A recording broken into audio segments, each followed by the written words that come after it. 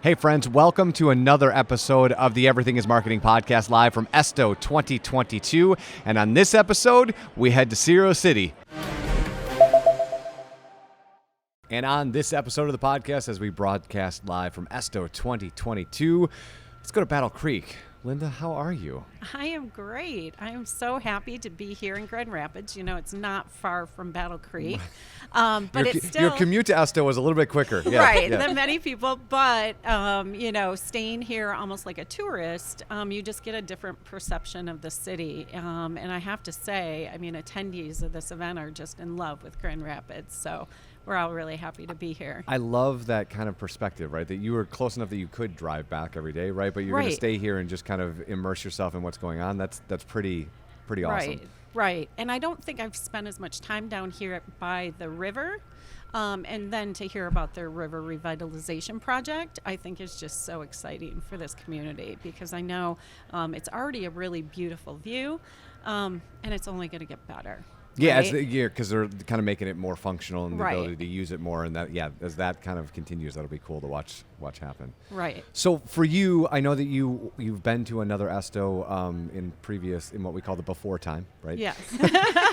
But you came to this one. Obviously, there's proximity as part of it. Everybody seems to love what's happening here. Right. What were you coming to kind of discover? And, what's the experience been like as you've been here? So I think that the great thing about ESTO is it's all different destinations from around the country, and it's so collaborative. So to come here and be around CEOs that do similar jobs to me, but are in a very different destination, and just hearing how they might approach a problem and find creative solutions and get new ideas on how to do things, and also just to support each other. Sure. Because we've all gone through a lot.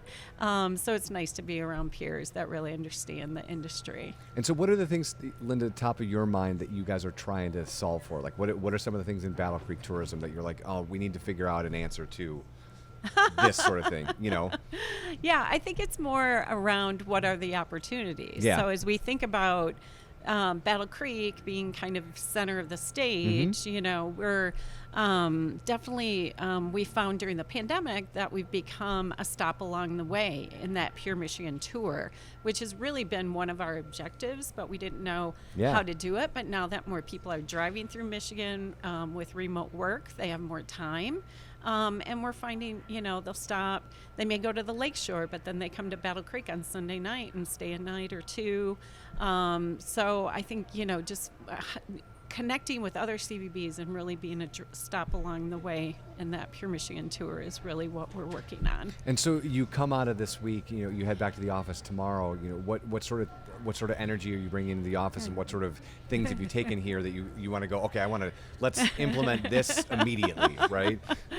Well, I think, that's the boring stuff, right? Because I'm the CEO, so it was like strategic planning and those sorts of things. But for me, it's interesting to see, because sometimes people come to a conference and they go home and they're like, I spent that money and I really didn't get much out of it, right? And we're not seeing that in the 20 people that we've interviewed since we've been here. We've seen a lot of people who are taking things, and I know that you're the CEO, but still you bring that energy into the office, and people are like, oh, cool. Yeah. What should we talk about or do? Right. So one of the speakers talked about asking your staff, what are their top 5 challenges from the last week?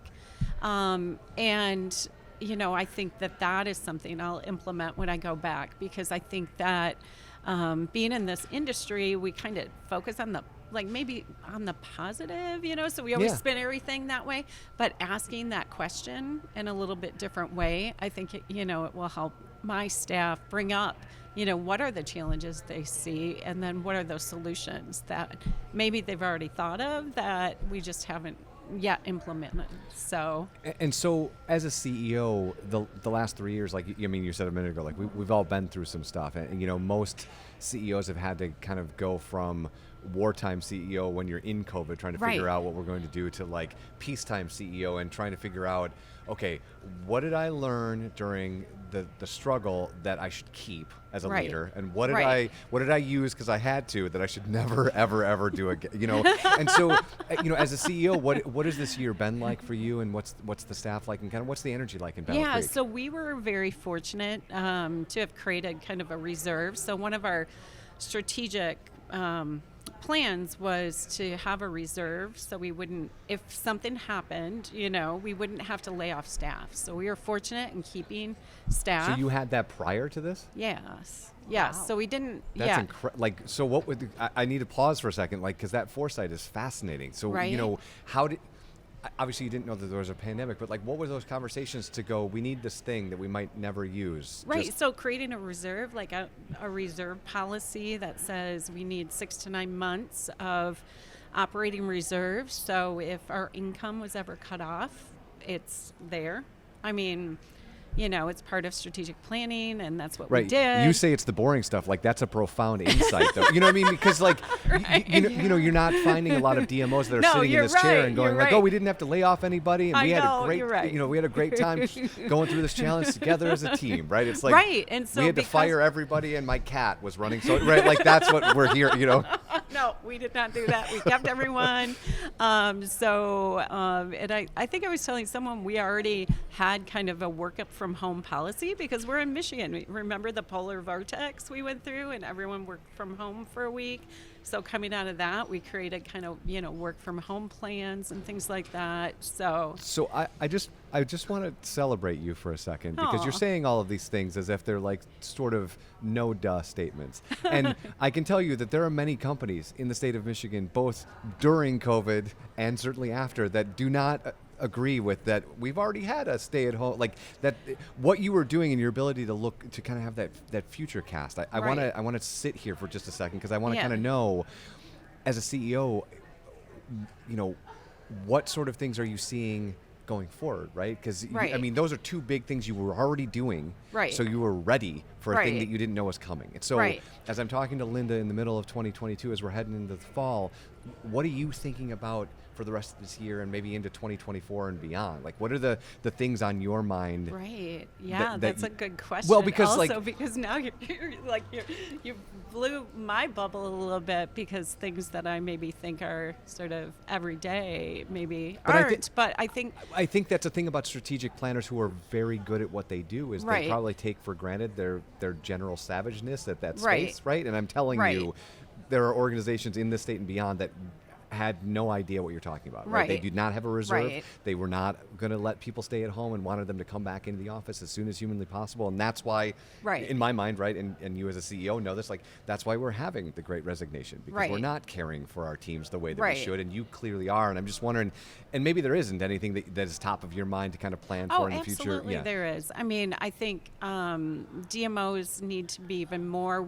We as an organization already had an economic development investment policy, so we invest in tourism projects, things like lions at the zoo, or a new trail, splash park in a certain neighborhood that may be from an economic or culture of vitality. We think that's going to improve the neighborhood. But our tie with our economic development arm, I think, is something that CVBs and DMOs really need to be more involved in to help build tourism assets, because there aren't a lot of places that maybe nonprofit attractions can go for funding now. So if CVBs can help contribute, a lot of times that gets them matching grants, opens other doors to say, hey, this organization is invested in our project, someone else can help as well. And you mentioned lions, so I want to shout out, you've got something new coming to Binder Park. So we got lions a few years ago, but their major project this year is the Scarlet Ridge. It's the largest ropes course and zip line structure that's going to be in Michigan. Wow. It's 3 stories high. We would love for you guys to come and check it out. Have you tried it?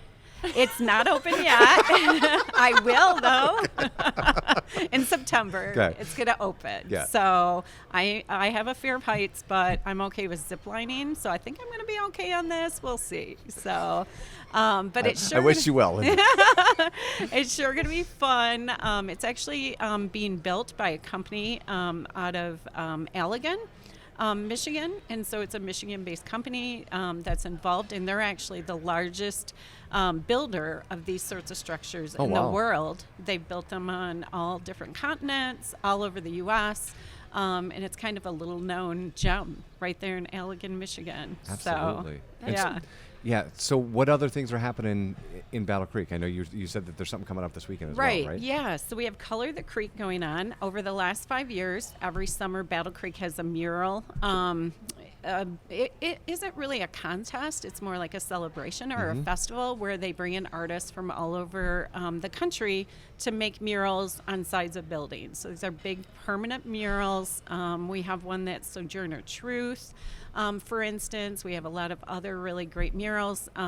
There's activities all week. You can see the murals being created. And then afterwards, you can always stop by our Welcome Center and get the mural tour as well, for sure. Linda, where did the street art culture kind of pop up in Battle Creek, right? Because I think most people who might be hearing this would be like, wait, you've got a whole bunch of murals in Battle Creek. Where did the art come from? So like, what was the nexus 5 years ago to go, hey, here's a cool thing we can do on sides of buildings that will kind of be an extra attraction as people are walking through? Yeah, so I think it was a little more grassroots based out of some of our young artists in our community that come from very diverse backgrounds. So really all different races are kind of involved in this group. Kind of came together and approached our community foundation and said, we just think that this is a great way to celebrate our local artists, bring in some experts that we can learn from, and also, beautify the community. So it really fit in the core values of our community foundation and, just grew from there. Awesome. So. That's amazing. All right, so we talked a little bit about what's going on, but I always am curious as to what the locals do, So what does your typical weekend look like in Battle Creek? My typical weekend? Yes. Well, some of the things I like to do is check out all of our restaurants that we have going on. Waco Kitchen is a really cool restaurant that we have. It's right at the airport. And it's actually airport themed inside. It's on the second floor of a company that makes these prop planes. Cool. Yeah, and you can see the prop planes in the, I don't want to call it factory, but I mean, it's kind of the area where they're being assembled and things like that. But you can also watch the planes come in and land. They have those big doors that open when the weather's nice. So you're kind of like almost on the runway.